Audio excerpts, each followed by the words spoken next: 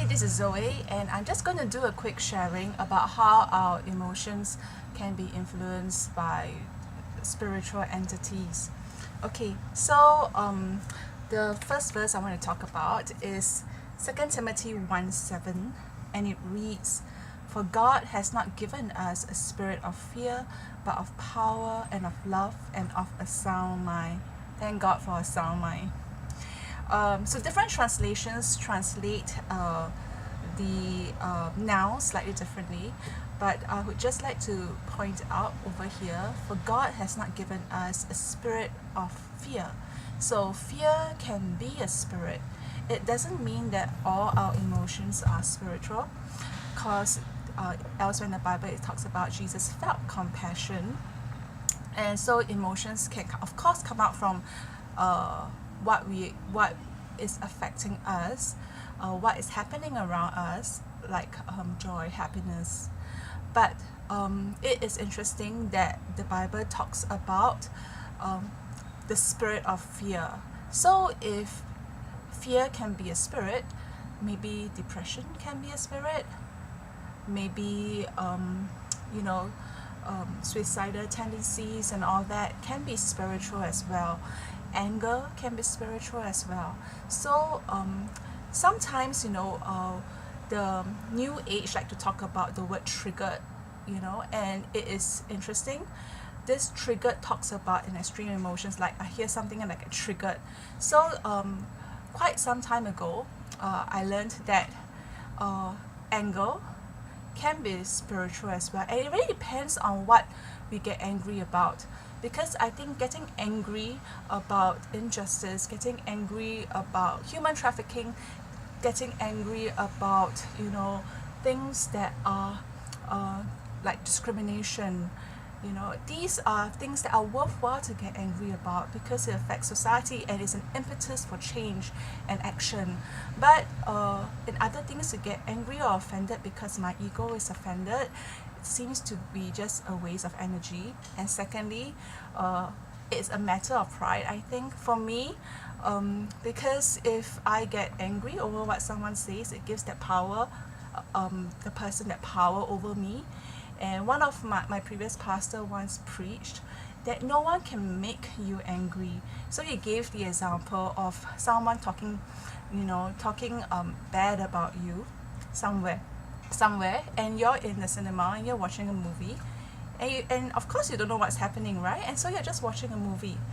Then later on, when you come out and you receive a phone call, or you see on your Facebook the comment, and it was someone talking smack about you, then you get angry. So what happens there?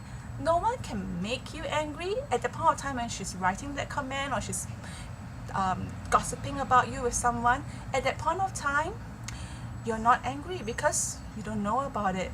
You have to know about it to get angry. So it was interesting. No one can make me angry, and sometimes logically it's also illogical. What's the point of getting angry with people that don't matter, right?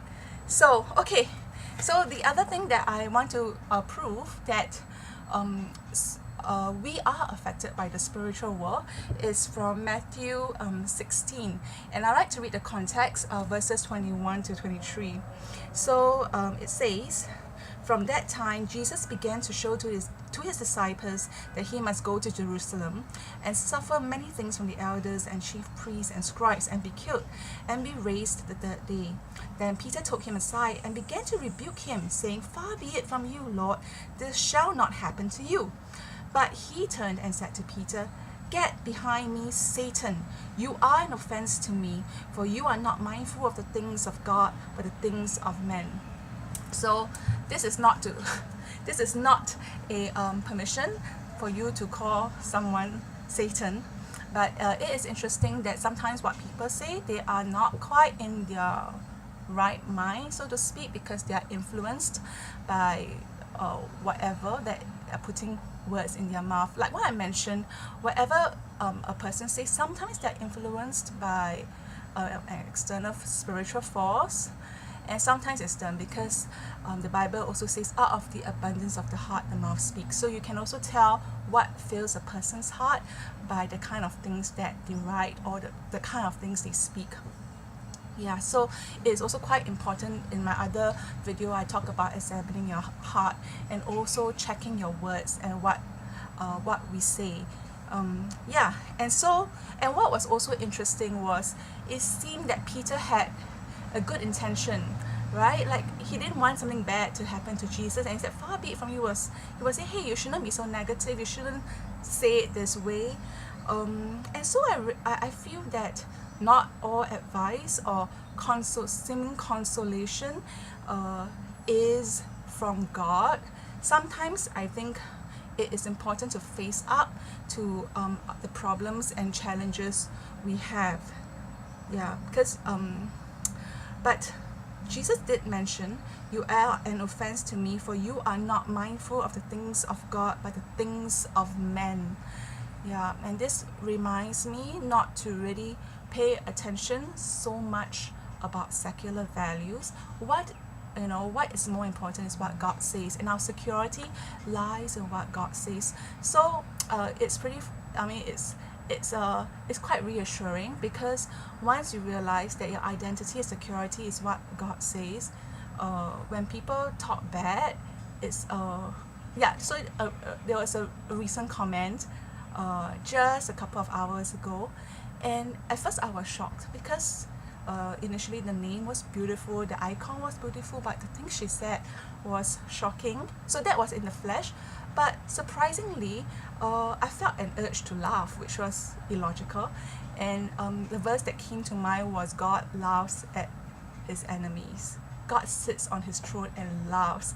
So yeah, that was interesting. So I didn't expect feeling so amused, but yeah, I think the Holy Spirit, it's he's saying that there are more important things than this is the difference. This is the difference being in me. You can look at so many things really differently, and I am your shalom, and your joy is with me. So not easily shaken. I think that's great in this world of relativism, in this world of chatter. Yeah, having that security, having that foundation, and knowing that is so important. So I hope this video helps you, and I primarily do this also to remind myself and the future me, when looking at this video, to remind myself of what the Holy Spirit is teaching me. So hope to see you in the next video.